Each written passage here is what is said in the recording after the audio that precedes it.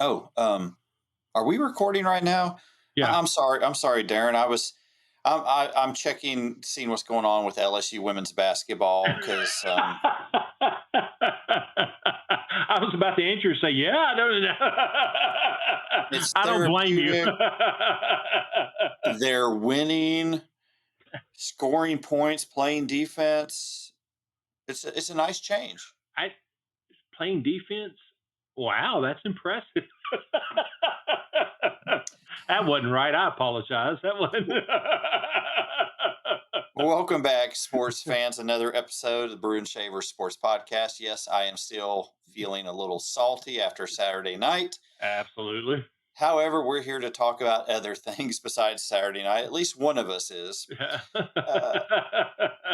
Before we get going, though, today, the day that we're recording, is Veterans Day, and we want to specially acknowledge all the veterans who live among us. Where Darren and I live, we are very close to Barksdale Air Force Base, which is an incredible part of the community here in Northwest Louisiana. And we've both been fortunate to know so many servicemen and women who've come through Barksdale. And today we're honoring those who've served, our veterans among us. And if you haven't thanked a veteran yet today or this week, make sure you do so. Absolutely. They sacrifice so much and incredibly worthy of a day like this one. Absolutely. Well said. All right. Well, I guess we got to talk about this past weekend. Well, before we do that, do you want to talk a little bit about this coming weekend? Have some more good news? Some high school football or? That's right. I don't know about your state, but here in Louisiana, the playoff brackets have been released. It's a great time of year. High school teams who have qualified for the playoffs are setting their sights on reaching the state championship games, which are held in the Superdome in New Orleans. Is it still the Superdome or is it what's this? I don't even know who the sponsor is now. I just call it the Superdome. I think it still ends with whatever sponsor name comes in front, blah, blah, blah, blah, blah, Superdome. I think that's still in the title. Excellent. Hey, Darren, you think about playing high school football. I think more recently about going to games, watching our son play high school football. His last high school football game was a playoff game in South Louisiana 8 years ago. Can you believe that? 8 years ago. I really Time can't. just absolutely flies. We drove down to Sulphur, Louisiana, a huge stadium, and it was a great game. They weren't able to pull it out at the end, but those are great memories. And there'll be so many people traveling this weekend, going to games, a lot of hopes and expectations. And just like that, half the field is going, we're going to be whittled down. And it goes pretty fast. I think the state championship games, aren't they December 14th in New Orleans? Yeah, I think it's right. Yeah. So it's a great time of year, something to look forward to. And that's so cool to be in an area where the championship game is in an NFL stadium. I mean, in most states and most places, it's at least in like a college stadium or something like that. But to play in something like the Superdome, that's where your state championship. That is so very cool. That's an awesome thing for those schools to get to experience. Yeah, and once you play in that game, you never forget it. Absolutely. All right, so that's something to look forward to. Thank you Darren for injecting that positivity. Let's I guess there's no two ways about it. We have to talk about this past weekend. So Darren, what's your first takeaway from week 11? Well, I'm going to find some positive because I sure am not going to find it in this past weekend with Vanderbilt or LSU. Neither one of us can find positive in that. So let's see, what can I do? Okay, so let's talk about postseason play because no matter how that shakes out, we both at least have postseason play to look forward to this year. And this is our fourth season doing this podcast. It's the first time that I can say that sentence out loud, that we both have postseason play to look forward to. So want to focus very quickly on a couple of different aspects of postseason play. First is the SEC championship. We have talked a lot throughout the process this season about the parity of the conference, how incredibly strong from top to bottom it is, that there's so many teams that anybody can win on any given Saturday. And the road to the SEC championship is this incredibly crowded road because we only have a few weeks left in the season and we still have half the teams in the conference mathematically may not be reasonable or feasible, but mathematically eligible the uh, for the SEC championship game. And you can see on if you're looking at the screen, the left hand side of the screen, our top four are Tennessee is one, A&M two, Texas three, Georgia four, and then we also have Ole Miss, who had a pretty incredible weekend, sitting there at five. So it is mathematically possible that at this point in or toward the end of the season, we could have an eight-way tie for the the two places in the SEC championship game, which is pretty incredible. And you can see out to the right hand side of all of the teams is the SEC, not necessarily all games, but the SEC games that they still have on or that they have remaining on their schedule. So with a lot of these teams, it's simply a matter of, or at least with a couple of these teams, it's simply a matter of winning out. If you win out, you are securing your place in the championship. So that's pretty incredible. Then also very quickly, I wanted to go ahead and show just how many teams we have that are bowl eligible at this point, which again is a pretty awesome statement that we have 10 teams that are currently eligible. You can see those on the left-hand side. All six of those teams, or excuse me, all 10 of those teams have at least 6 wins at this point in the season. Arkansas and Oklahoma, incredibly enough, even with the difficulty they've had this year, are still sitting at number. They're there with 5 wins. Mathematically, only 1 win away, but it's a tough, tough road. And Florida, again, mathematically, but it's a tough, tough road, is only 2 wins away from eligibility. So to have 10 teams with the possibility of 13 teams is pretty incredible. And as we said, it does say a lot about the conference, the strength of the conference, and just exactly uh, how incredible what's being built within the SEC from top to bottom is at this point. Really amazing. Yeah, 10 teams with the possibility. That's a great point, Darren.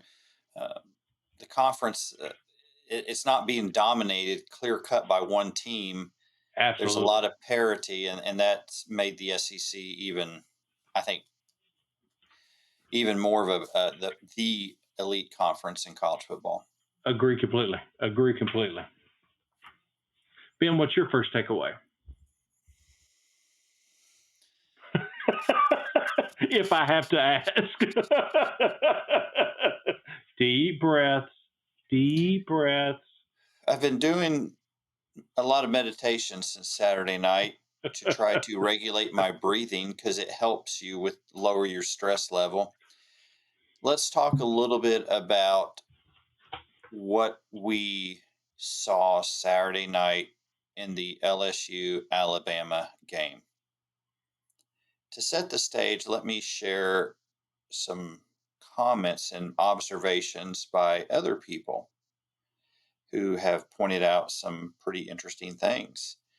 Uh, Outside of the pandemic season in 2020, this is the biggest butt kicking Bama's ever handed LSU in a century. That's Preston Guy down in Baton Rouge who wrote that. You have to go back outside of the COVID year to 1925 for a larger margin of defeat. Uh, yeah, how about this one? Jacques Doucet. Uh, from halftime at Texas A&M through the third quarter against Alabama, LSU football has been outscored 66-12. Last year, we talked about the defense being the problem, and a lot of criticism was directed toward Matt House. Well, what happened this year when they played Alabama? Well, Jalen Milroe rushed for more yardage than he did last year, 185 yards, 30 more yards, 4 touchdowns again, rushed for them. He only threw for 109 yards. There was no passing attack from Alabama. He ran 12 times for 185 yards. That's a what 15 something average per carry. Again, as Barstool LSU pointed out, here's A&M has showed everybody the blueprint to stopping LSU. On stop their offense, you blitz, blitz, blitz. You squat on all the short routes. Nussmeier will have no time and will have no deep threat quarterback that's going to beat them over the top. Don't even worry about the run game. Speaking of the run game, Caden Durham started off the game with a 40-plus yard carry. He he only had 7 carries the rest of the game. Your best running back so far this season carried the ball for a grand total of 8. The coaches, Kelly addressed that, said, "Well, we felt more comfortable with Josh Williams' experience." Well, that's great. That's great. He has experience, but it wasn't working. Why don't you give the ball to your best, your most productive running back this year? There is so much here we could talk about. I mean, congratulations to Alabama. You kicked LSU every which way possible in an absolutely dominating victory, and I'm concerned, Darren, Bama started off 5 for 5 on third down. 5 for 5 on third down. They scored 14 points in the first quarter. LSU was coming off a bye week, as was Alabama. One team looked completely prepared. One team had a scheme that they were going to run. The other team looked completely disheveled. I don't know what the defensive scheme was. Blake Baker, there's an issue here with quarterbacks that can run. Everybody knows, make Milroe beat you with his arm. Make him beat you with his arm.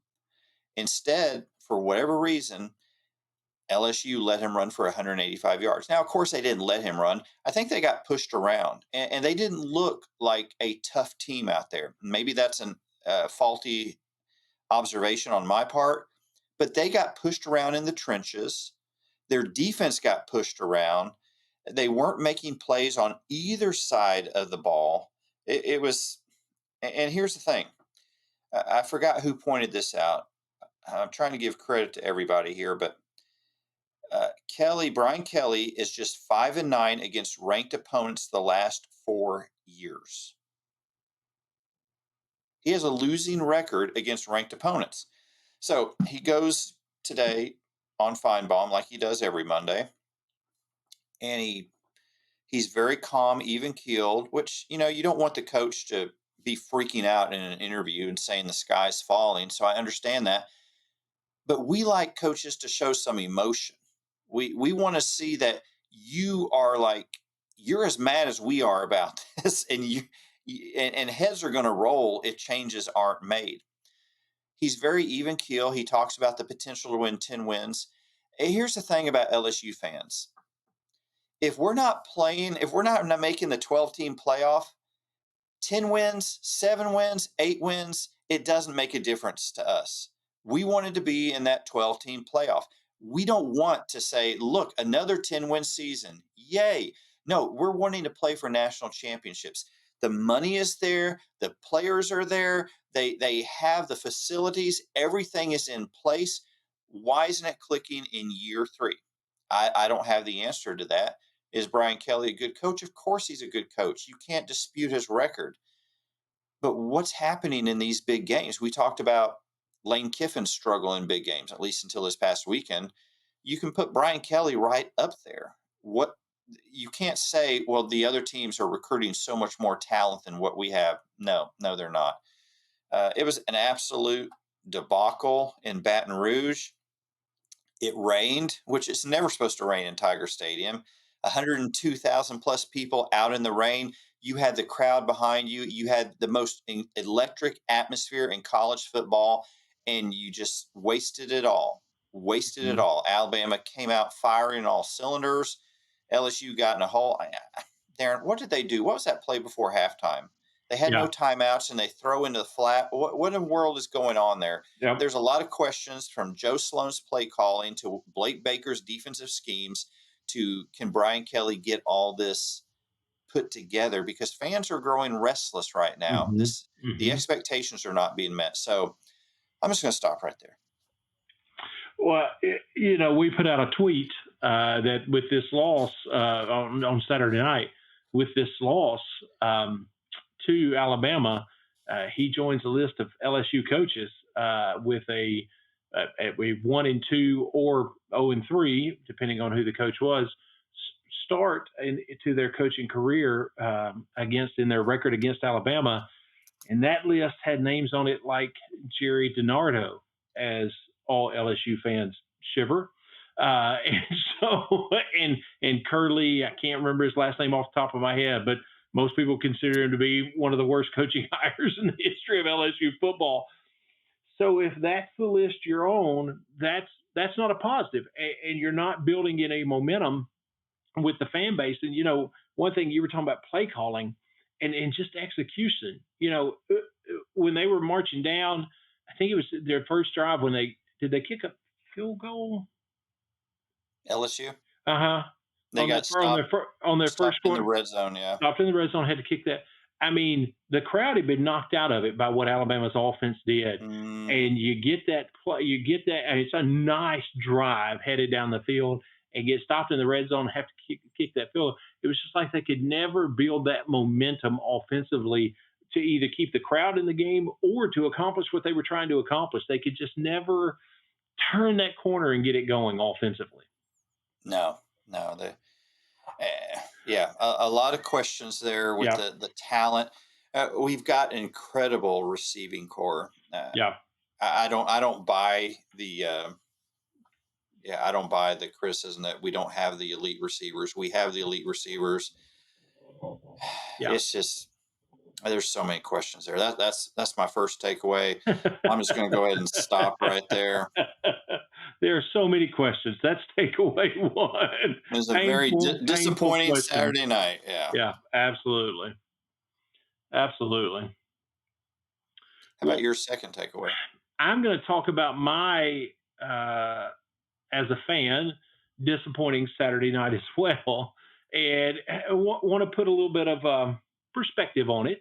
Uh, Still, did not go in any way. It was probably, I would say, outside of the loss to Georgia State, it was probably the most disappointing performance that Vanderbilt's had on the field so far this year.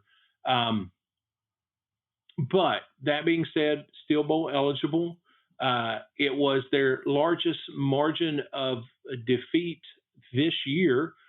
Prior to this, you're losing to, I think was it by 4 points at Georgia State. You're losing by 3 points in overtime to Missouri. You're losing by 3 points to Texas. So the perspective of it, still not getting blown out. I mean, let's talk about games where you played Alabama and Georgia over the past 5 years, where you were beat, 51-0 and 47-3, and ridiculous stuff like that. So that's not happening. That being said, the offense is showing some serious signs of concern. I'm willing to take a step back, 1,000-foot view, and say, are the signs of concern because of the absolute exhaustion that I would assume can be experienced in the 6-game run that they've just went through, playing Alabama, playing Texas, playing a very, very tough South Carolina team. I do, as of recording, do not have an update on Diego. It seemed, watching the game, that he was pointing at his hip before he went into the injury tent. If that's the case, if he does have some kind of hip pointer, hip flexor, whatever the injury is, that just adds to the joints that he's had issues with so far this season: ankle, knee, hip, shoulder.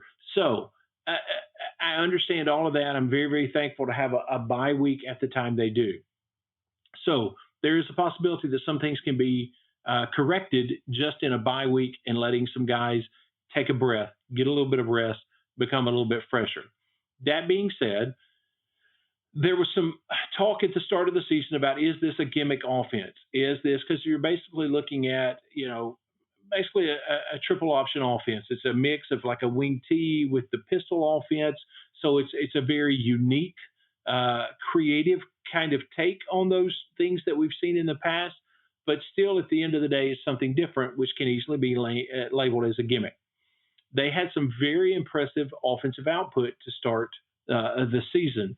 Over 400 yards against Virginia Tech, over 400 total yards against Alabama.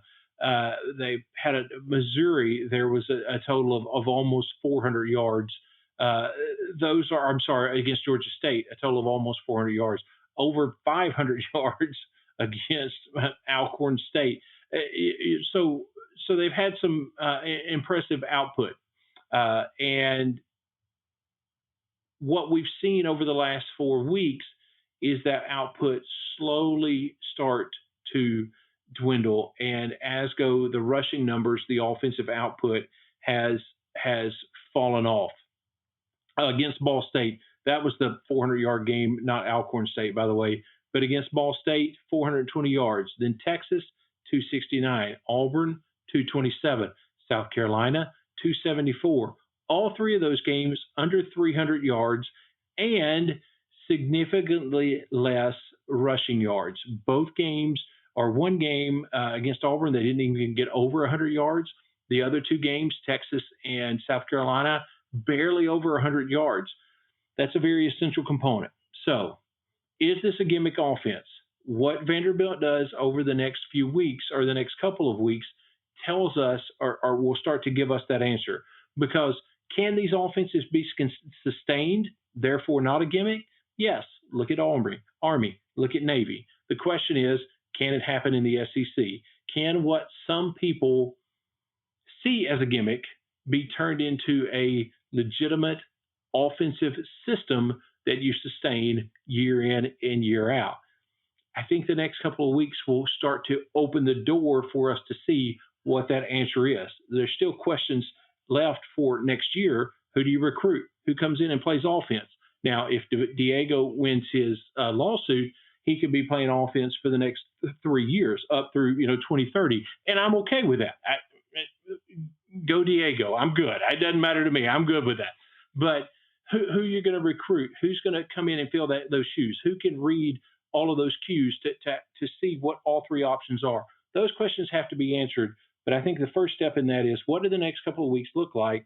Because that will tell us if they can take a step back, have a week off, get some guys fresh, revisit the game plan of what you're trying to do week in and week out, and show this as a offensive system, not a gimmick offense.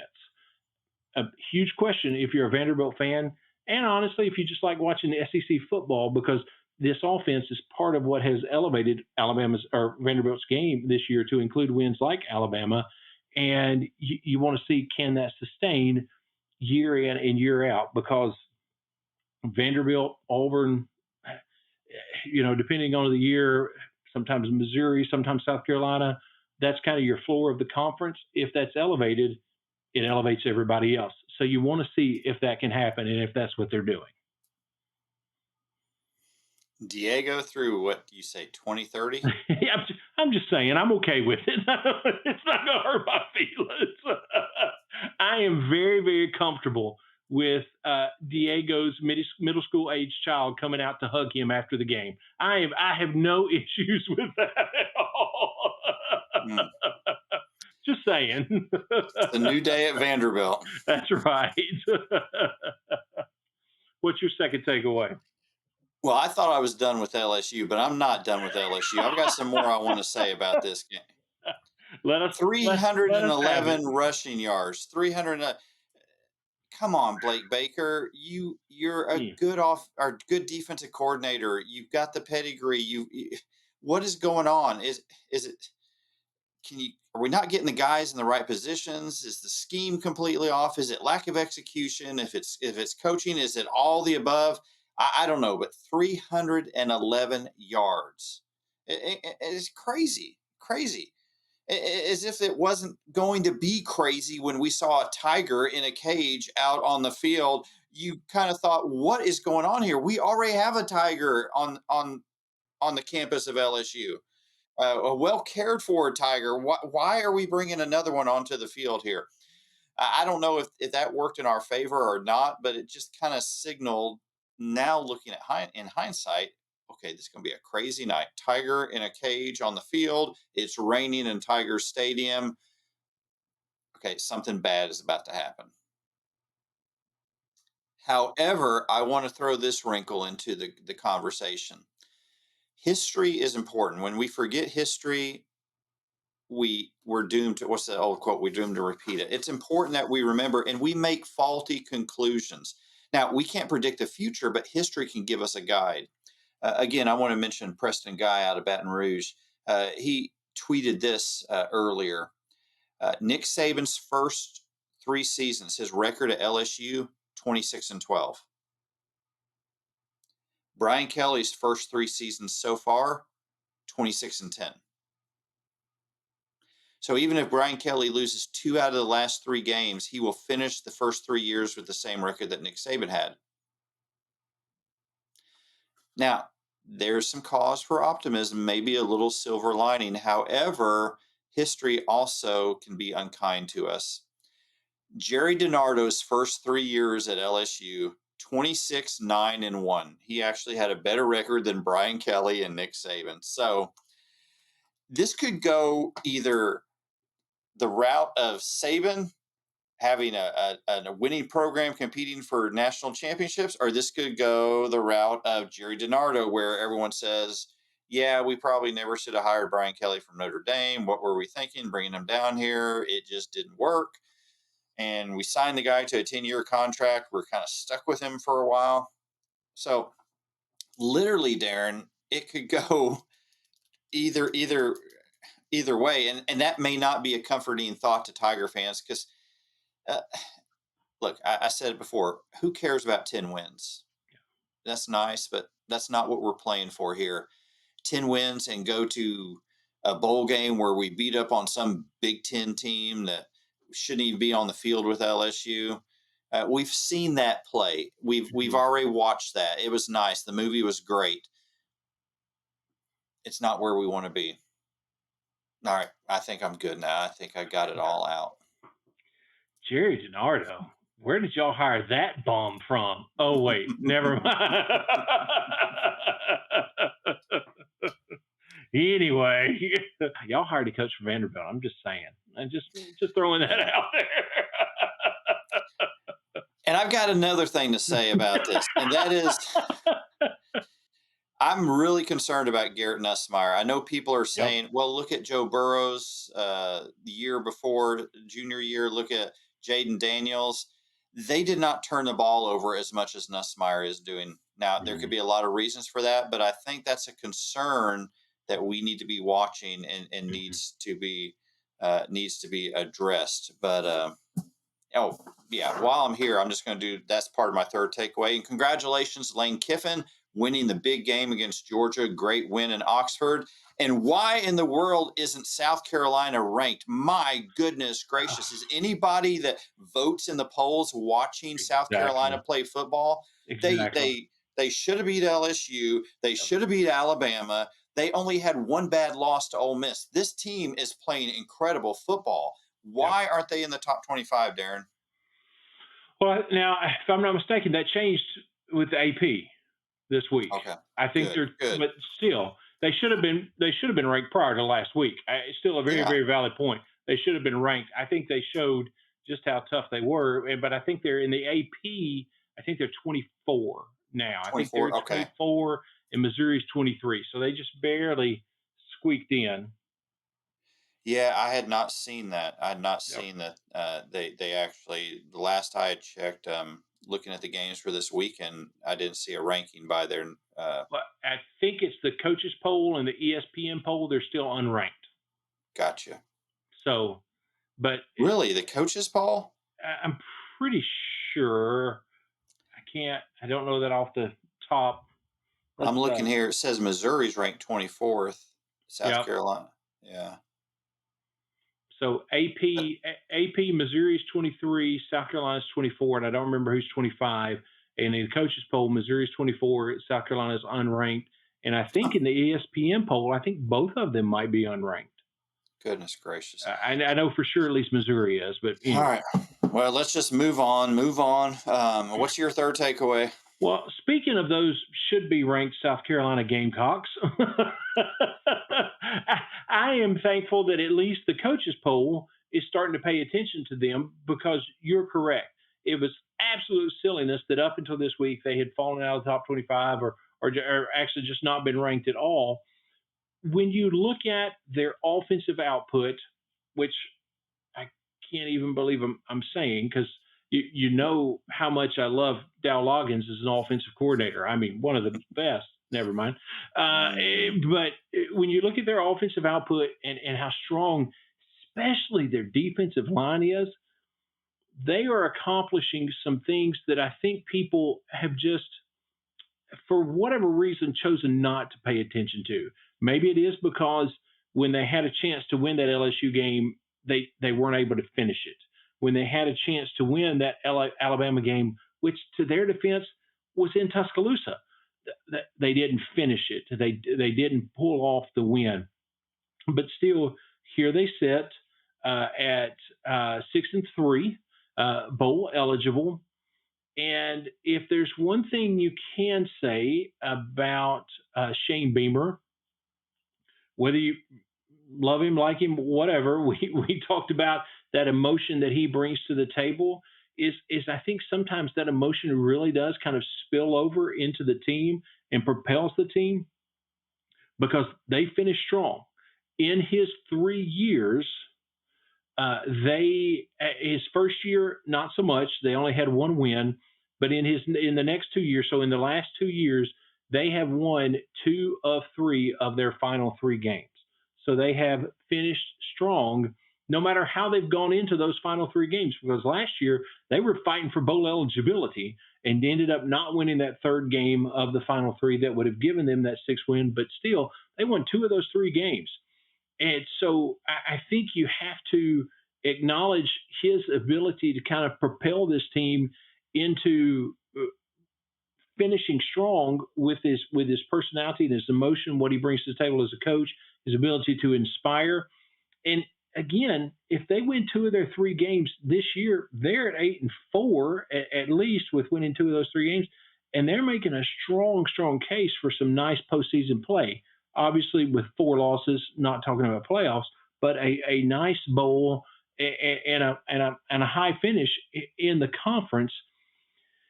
And their offense is just absolutely mind blowing with the production that they're putting out and the balance that they have shown. That's the thing that really has been demonstrated over these the last let's say the last 4 games roughly, or the last 3 games that they won roughly. The one exception to that is Oklahoma.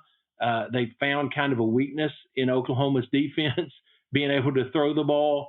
And so and that was kind of a weird, funky game. So they threw it more than they did anything else. But since Rocket Sanders in the last 2 games has started to look like Rocket Sanders, the balance has been incredible, and their offense has been really, really, really off the charts. So 530 yards against Texas A&M, a 46% to 54% run to pass ratio, 452 yards against Vanderbilt with a 53% to 47% run pass ratio. So they're of the yards gained. So they're balanced, and they are putting it together at the right time. They are setting themselves up to finish strong. I think you can legitimately make the statement, this is a team that no one wants to play. The question, if I'm a Gamecock fan, can you live up to it? Because you can't get ranked, you can't get in the top 25, at least in the coaches poll, have all of this conversation about you, and then lay an egg against Missouri. It is a game for you to finish the season the way you want to. It is a game that has to finish with a W. And the thing that makes that difficult is Missouri is facing the exact same thing.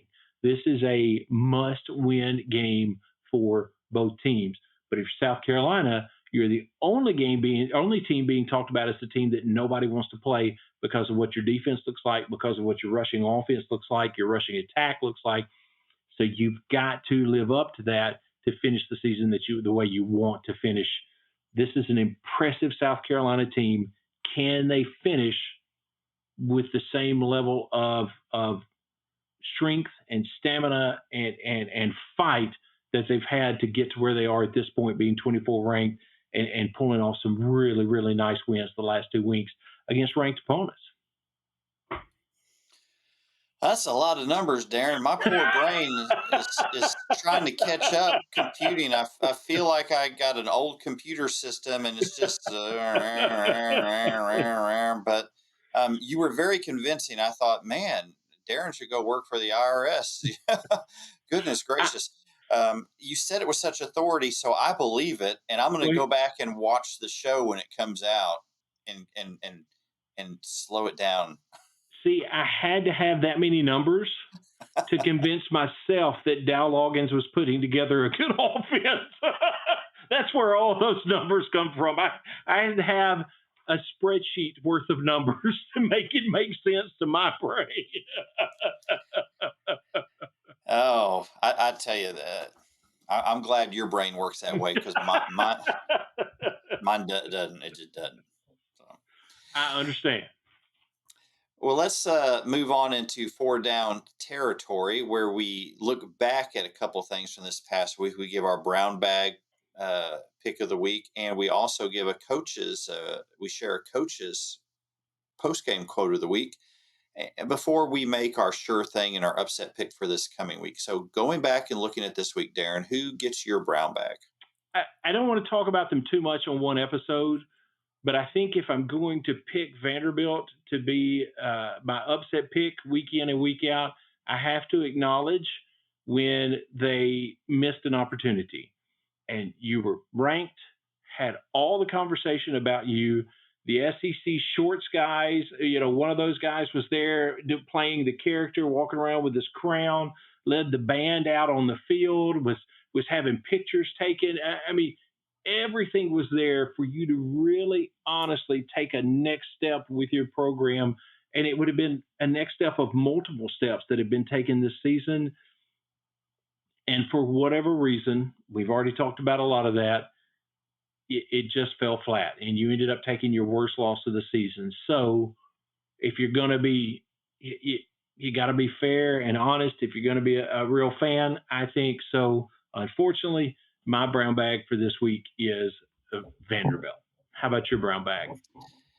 I'm still in Baton Rouge. I could give it to Brian Kelly. I could give it to Blake Baker. I could give it to Joe Sloan. I could give it to the offensive line, the defensive line, the defensive unit, the offensive scheme, the defensive play calling.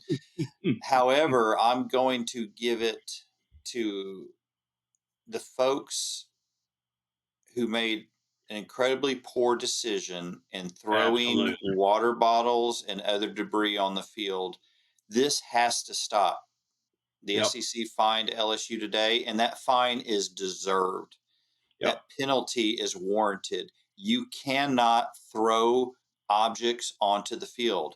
So far, no one's got hit, but at some point, someone is going to get hit. It's a danger. You have cheerleaders down Absolutely. there, you have players, you have coaches, you have officials. Mm-hmm. Mm-hmm. We've got to stop this. It's a horrible look for a fan base, even though Yep. it's just a small group of people, as we talked before. It's most of the fans that go to games are not doing these things, but it's Absolutely. the small group that does it, and it just leaves a bad taste in the mouths of everyone watching.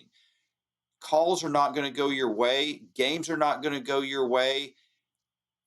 It's no excuse to ever throw something on the field. So for those at the LSU Agree. game who threw stuff on the field, you get my brown bag this week.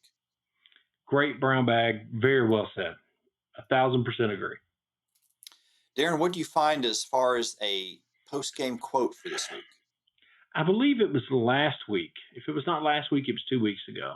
You brought up with the season not going the way Missouri either the school, the team, or the fan base expected. We'd seen a little bit of salty coach drink, uh, and and I think Coach Drink pulled a Beamer ball play page out of the playbook maybe this week, and salty Coach Drink stepped it up a notch after a win, not necessarily a big win from an opponent perspective, but just the way the game that played out, a pretty big win, a pretty emotional win.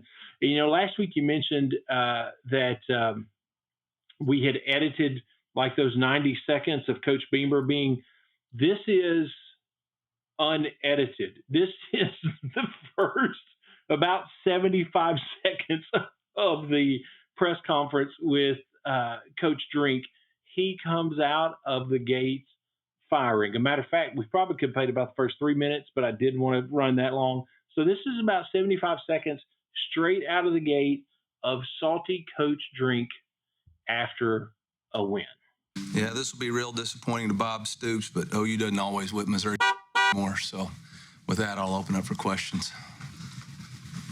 Eli, have you ever been part of one that slipped No. quite like that twice? No, I've never seen anything like that before. Obviously, for us to score, have them drive the length of the field was a little bit surprising, as well as we were playing defensively. And then for us to turn the ball over like that, I just can't say how proud I am of Drew Pine for all the crap he's taken. I feel like I'm up here all the time having to defend my quarterback, which is not great. But for all the crap he's taken on Twitter and X, for him to come out here, ignore the noise, some of it from y'all in this room, he goes out there and y'all can raise up and look at me like it's not, but it is, okay? He goes out there and delivers in the keyest moments in the fourth quarter after fans have been booing.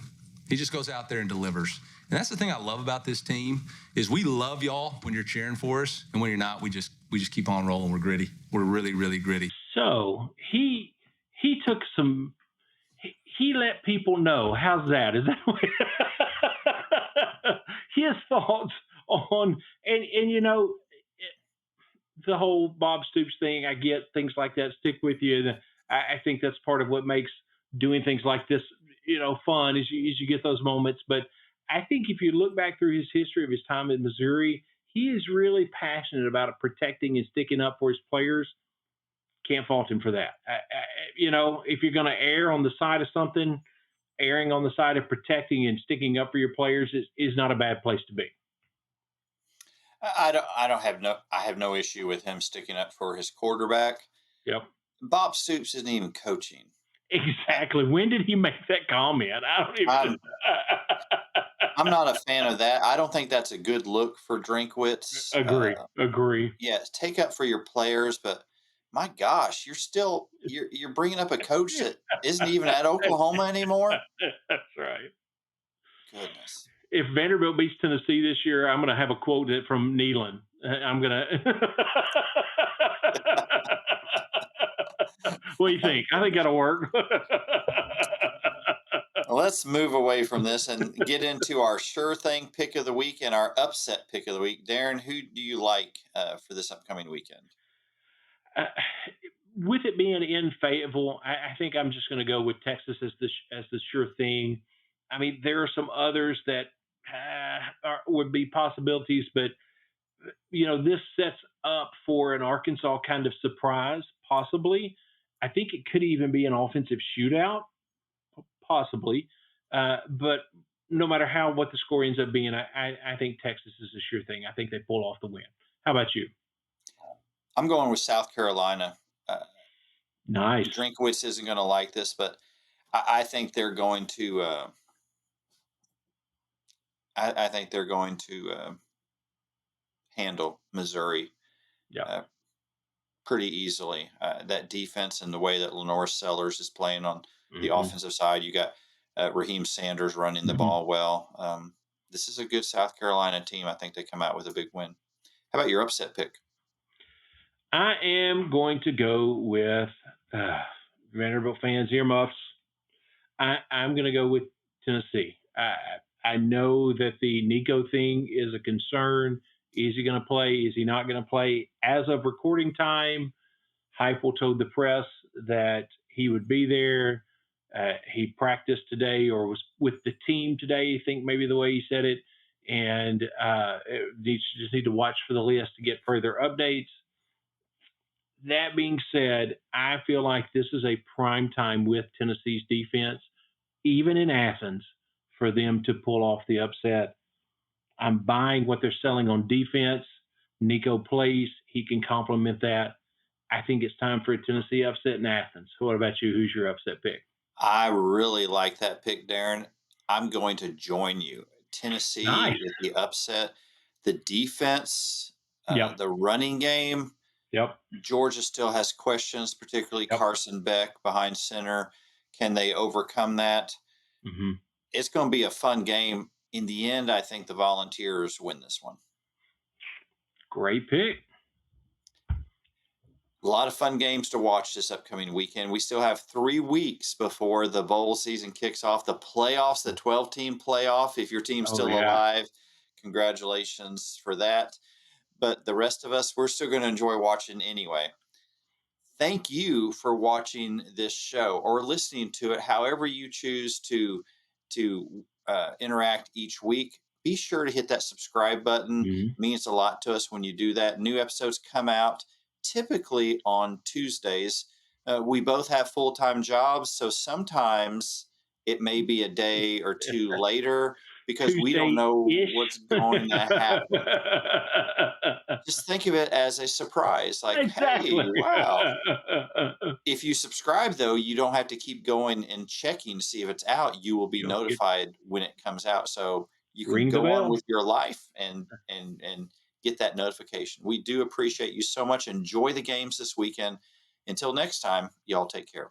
And have a great week.